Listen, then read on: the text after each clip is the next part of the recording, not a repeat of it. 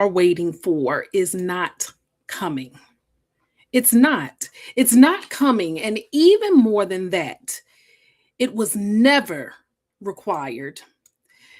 Now, I know what it feels like to live inside of systems where permission becomes the status quo. It's part of the culture, it's part of the air that you breathe.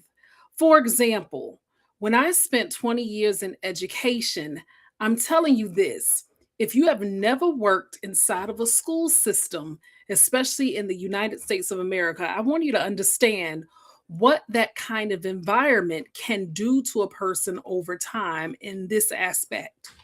In education, you ask for permission for nearly everything.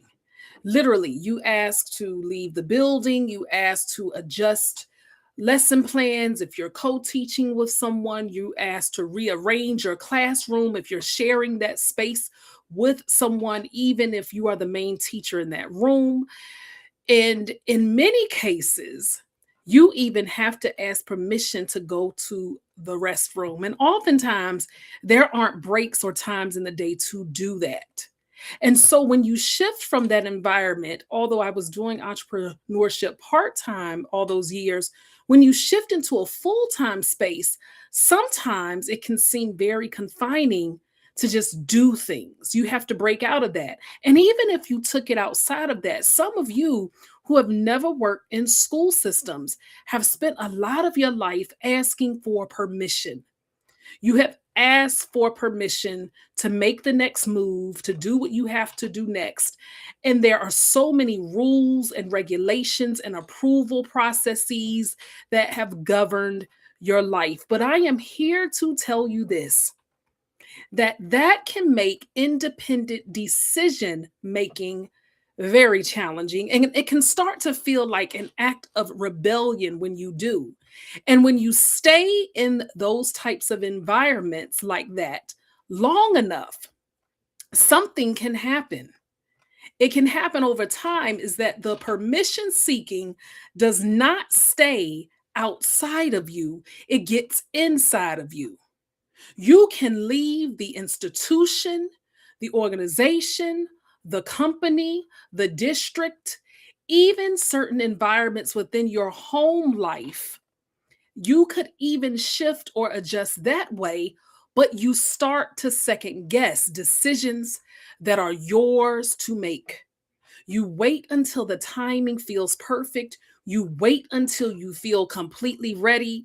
You wait until someone that you respect and trust confirms what you have already known deep down inside of you. And you wait for approval from people who were never assigned to authorize your life. And somewhere along the way, you may have mistaken that waiting for wisdom. But wisdom and conditioning are not one and the same. Wisdom helps you move with discernment and discretion, whereas conditioning convinces you not to move at all. And some of what you have been calling wisdom may really be an old pattern trying to keep you tied and locked down to a season or a time in your life that has already ended. And this is vitally important. This matters because when life throws a curveball, when it throws something that's unexpected out of the blue your way, one of the most difficult parts is not always the event itself. Sometimes the toughest part is choosing and deciding what step you are going to do next when the life you had planned no longer gives the answers that you need. Now, it doesn't matter how much you have actually achieved or succeeded. You can be a high achieving person with so much success, wealth, even fame and fortune, but this can still happen to you because you are a part of the human experience. And see, this is where many high achieving people in leadership can get stuck. not because they lack the strength, not because they lack the qualifications or even the experience, but they get stuck because they are waiting for certainty, approval, or a perfectly mapped out plan before they move. Now, I want to be clear because I know how people can misread things and misinterpret it, especially in this age of social media, of cutting and pasting and taking out things. I am not telling you, be very clear, and I'm going to speak about myself in the third person. Coach Alethea, uh, Lily, whatever you call me, okay, I am not telling you to ignore laws by no means. I am not telling you to bypass accountability. I am not telling you to disregard structures that protect people, teams, families, businesses, or communities. I'm not telling you to uproot and to wreak havoc into your own life. That is not what this is. But what I am saying to you, what I am saying, y'all, is that there is a massive difference between honoring what is lawful and responsible and then asking permission to step into the authority that already belongs to you. Listen well at what I'm saying. Even if you have a mindset that you have already arrived and that you've gotten to the very top of your ladder, let me tell you this: no one is prone from this happening to them. This can occur to anybody. And I work with high achievers, especially where this happens all the time. But see, one is integrity, the other is a habit that you picked up in a place, a role, a relationship, a system, or a season or time in your life that taught you to question your own right to move. And now you may be carrying that old habit into a life that is no longer yours to wear, and a life that no longer requires it. Because part of this experience is that of growth. It is okay to grow. It is dangerous if you are the exact same person in your thinking or in your habits that you were a year ago, 5 years ago, 10 years ago, 20, etc., etc. And so think about the people that you respect because they changed the direction of something in business, in leadership, in their family, in their community, in their industry, or in their own lives. They did not wait for every person in the room to agree before they moved. They did not wait until everybody understood the vision. And the vision isn't for everybody to understand, it's yours alone. And they did not postpone their decision making until the risk felt comfortable. Risks are a part of life. You got to take risks. If you are really trying to get to where you want to be, you must take a risk. See, those people moved while other people were still debating whether the move made sense. And I will be transparent with you here. I'm just not speaking to you, but this comes from lived experience because I sat too long on the sidelines waiting for permission to move in certain aspects of my life because I had been conditioned to always seek that approval. It didn't come from my upbringing.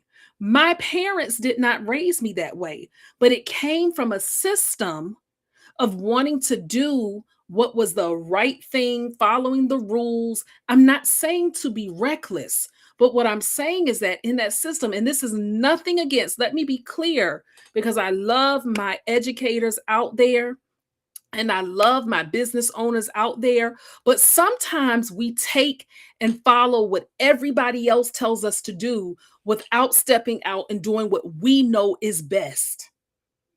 Yes, have coaches, have mentors, have guides. But at the end of the day, that's what they are. They are guides. You want wise counsel, but when all is said and done, you must follow what it is that you know is the right thing to do for the next level of life that you want to be in. And that is not recklessness. That is what happens when a person understands that their life cannot be constructed around the approval of people who are not responsible for carrying what has been placed in them. And on a more spiritual note, oftentimes we say that we've been called to do something, or God or spirit, whatever you call it. I call it God, right? That God tells us to do X, Y, and Z. And don't tune out if you don't believe in God. Please don't. Listen to this point, though. My point is that people will say, yeah, God said do X, Y, Z. And then they blab their mouths and tell everybody. It's not a conference call.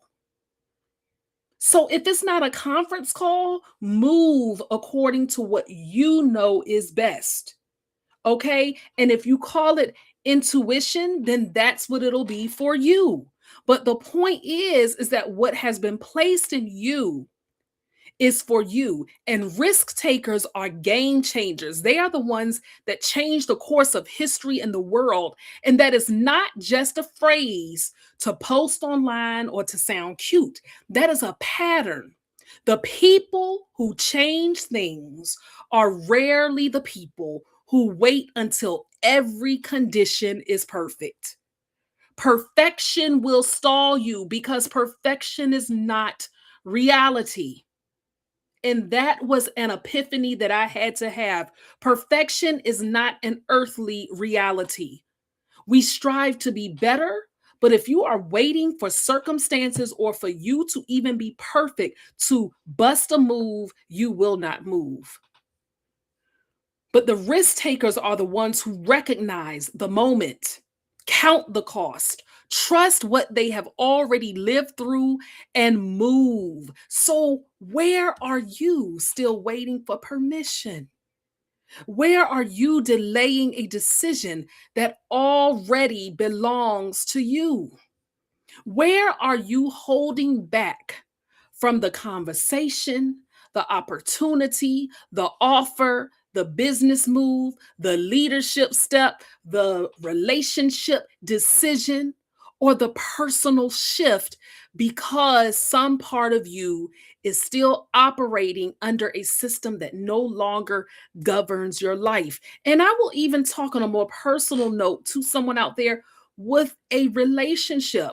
Some people are with people who genuinely love them, want them, desire them, want to spend the rest of their life with them, but you might be the problem. You are the delay because you are holding on to something from the past and bringing it into your present.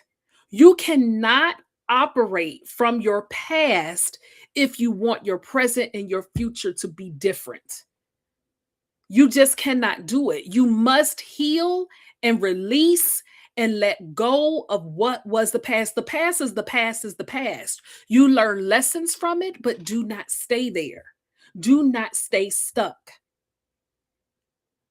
because the past is quicksand. It will drag you deeper and deeper and deeper under it. You must match the vision of who you decide to be. You are that person. That vision that you have for where you are trying to be in a positive, more elevated direction, you are that person. But it has to come in you from spirit inside of you to the external physical world. I'm not going to go too deep in that because I don't want to lose you, but that is the truth.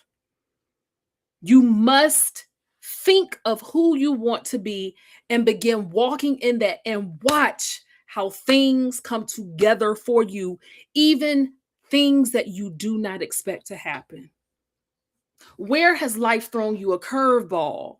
And instead of choosing your next step, you have been waiting for the old plan to make sense again. Because sometimes the next move is not about having every answer. Sometimes it is about being willing to admit that the old way is no longer you, brave and courageous enough to make a new decision, and responsible enough to move without needing the approval of others and the entire room to understand.